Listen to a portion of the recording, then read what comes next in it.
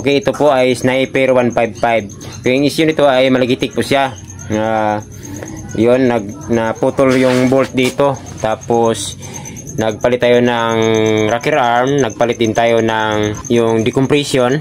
Then yun po ay mayroon po siya paring namalagitik ng konti kasi na ang oil dito ay hindi naka-circulate ng maayos dito sa bandang takip ng kanyang head. So yan, hindi naka-shower dito, nasira yung kanyang cams, nasira yung kanyang rocker arm. Tapos yun po, naputol itong bolt na to. So yun po, ituro ko rin sa inyo kung paano ikabit ang timing chain kasi magpalit na po tayo dito. Kasi yun po, mayroon po siyang lagitik na konti. So bali po ay yun, baka ang dahilan baka nabaga siya ng konti, no, na kasi yun, napudpud yung kanyang cams, yun, umiinit talaga. So napag hinalaan ko na ang kanyang BBA, pero yun po, hindi po ito madaling masira kasi pag nasira ang isang BBA ay mag-check engine po siya. O yun lang po, maglagitik lang po ito sa pag rev mo ng mga 70. Automatic mag-function po siya. Yun dito. So yan. So yan. Yan po. Ang itulak ng kanyang BBA.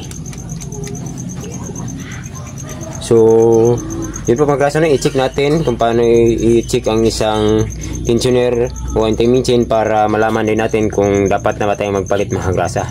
Then ano pa rin, nagpalit din tayo ng dito, repair kit ng ating pump. Yan, bago na ito. Hindi ko na napakita sa ating video. So yan, ito po yun ang kanyang repair kit, no? So yan. So sa ngayon ay unahin natin itong tensioner kung paano ba natin malaman na sira na ba po siya. So sa pagtanggal natin dito, pag matanggalan natin ay yun po, ikutin lang. Parang isi-reset mo siya. Yan, ikutin na ng pa-clockwise. Tapos pag binitawan mo, yun, pag hindi na ito mag-function, hindi na ito automatic na tutulak siya dito, ay ibig sabihin putol na ba yung spring dito. So yan, pag binitawan, pag hindi na, ay yung sira na siya. Yan. Pag ganito ay yan, okay pa po siya kasi hindi pa po siya malulubog. So yan. Ulitin natin. Okay, pag ganito. Yan, pag ganito. So yan, pag binitawan mo siya, pag hindi siya automatic na yan tumutulak dito na portion ay sira na po. Yan, pag binitawan natin, huwag lang masyado ihigpit. So yan, release ng konti. Pag binitawan mo yan, automatic yan tumutulak. Yan. So pag i-post mo yan ay hindi kayo magka-post. So ibig sabihin ay okay pa. So sa pag-check naman ng timing chain kung kailan dapat natin siya malaman, pag natanggalan natin siya dito, kahit hindi mo siya tanggalin ay malalaman mo rin kung dapat na ba siyang palitan. So ganito po yon. Itong tensioner lang ang basihan natin. So ganito po yon siya. So dapat ganito siya pag naka-bolt pa rin dito. Yeah, lapit mo ng konti. So pag naka-bolt pa rin dito, yan, sa pagtanggal mo ng dalawang bolt, kapag nakaganito, so natanggal mo ng dalawang bolt, tapos natanggal mo pa, tapos balik mo siya, dapat yun ang kanyang plastada. Kapag tinutulak mo siya, pag nakasalpak na siya at mayroon pang timing chain dito na nakalagay, ay ibig sabihin yung timing chain mo ay law-law na po siya. So dapat nang magpalit. So pag ganito ang kanyang clearance ay dapat nang palitan kasi yon, malawlaw na po siya. Dapat yan ay nasa ganito. So yan, pag tinutulak mo siya, dapat hindi ka makadikit dito. Yan, pag tinutulak mo siya, pag mayroon pa siyang timing chain. So ganito yan paglagay ng timing chain, no?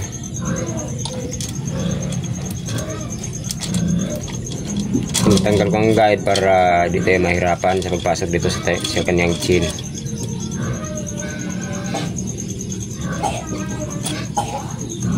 Nandito lang siya. Yan. Tapos tali natin dito.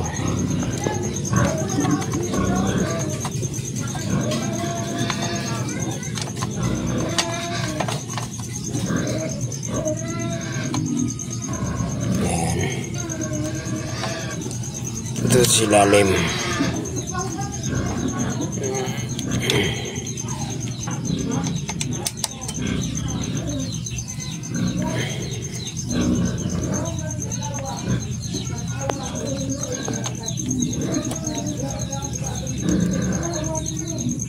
Yan, idikit lang.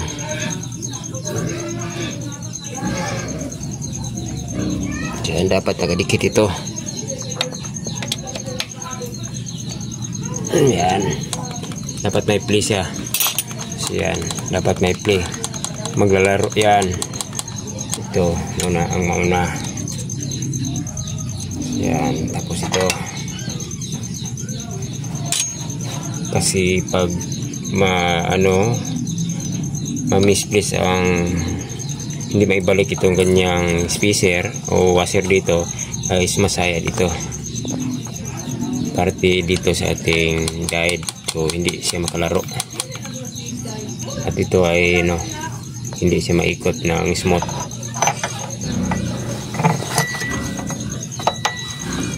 So yan.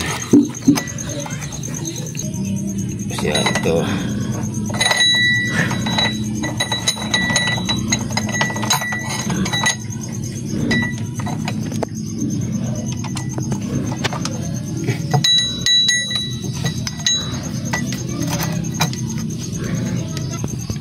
Punya.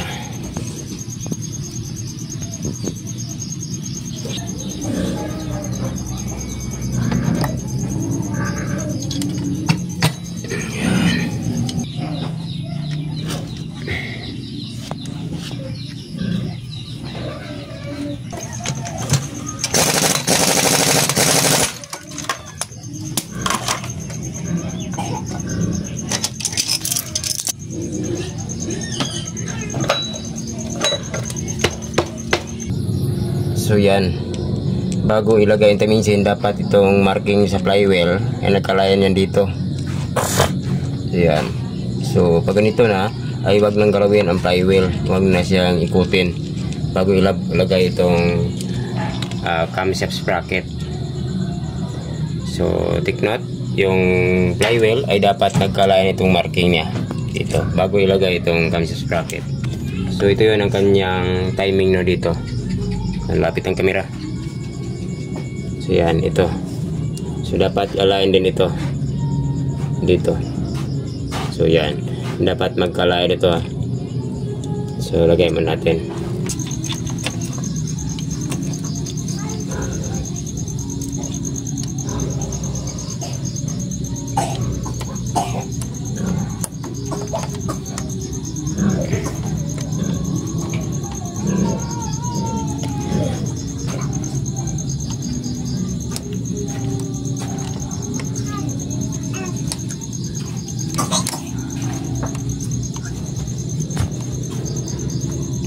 Konti, adjust ng konti kasi hindi siya nagkalaan.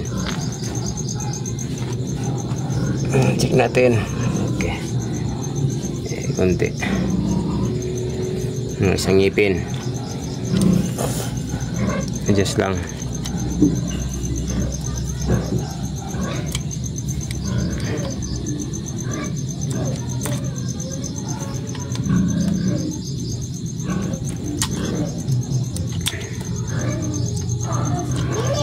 Tingnan natin. So yan, ito na nagkalayan na itong marking dito at saka dito sa bandang ilalim at saka dito rin sa flywheel. So yan, dito rin sa flywheel. So yan, nagkalayan na sila. Yan. So yan, nagkalayan na. May pwede natin itong ilagay.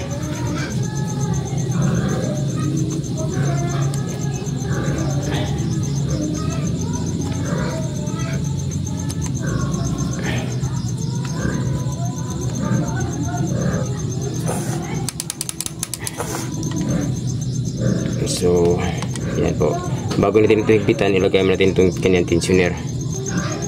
Yan. So, bago ilagay ay higpitan mo lang.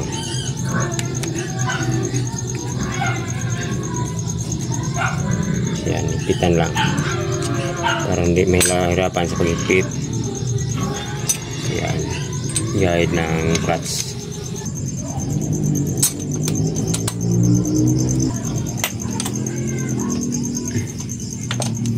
Okay, pagkatapos nyo siyang mahigpitan ng dalawang nut, ay saka natin siya i-reset. So yan, ikot lang ng counterclockwise. Yan. Tapos bitaw. Yan. So yan na po. Yan, mahigpit na po siya. Na-reset na yan.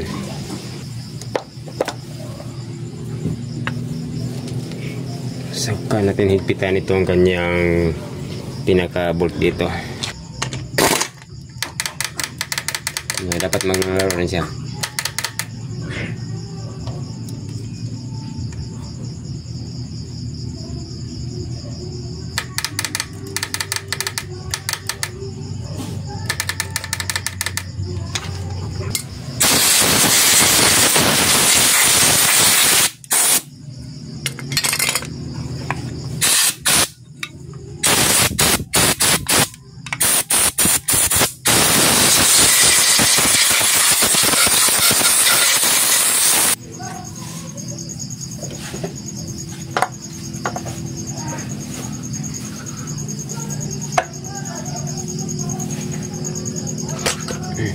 Kaya dapat sa paglagay nito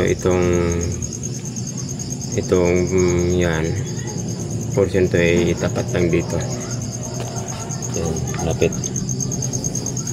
So yan, dapat ito ay itapat yan dito. So okay, lagay natin. Make sure na mapasok.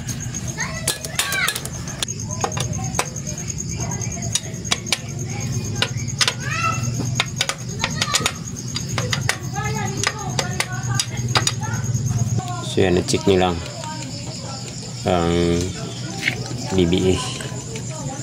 So yan.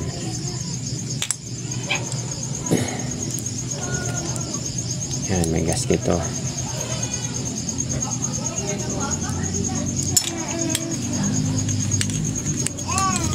So dapat yung kanyang lagayan ng socket ay nasa bandang ibabaw.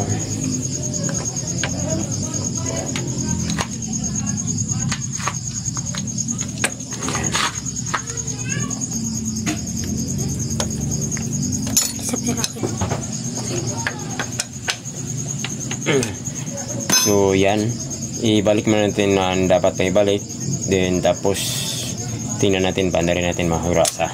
So ito na po, natapos na po natin nalagay ang timing chain. Ayan, okay na. Yung lagitik niya, pag-irib natin ay yung DBA niya. Ayan, ito na po. Yan po, sana meron kayo sa aking video. Thanks for watching with Chan po, mga rasa.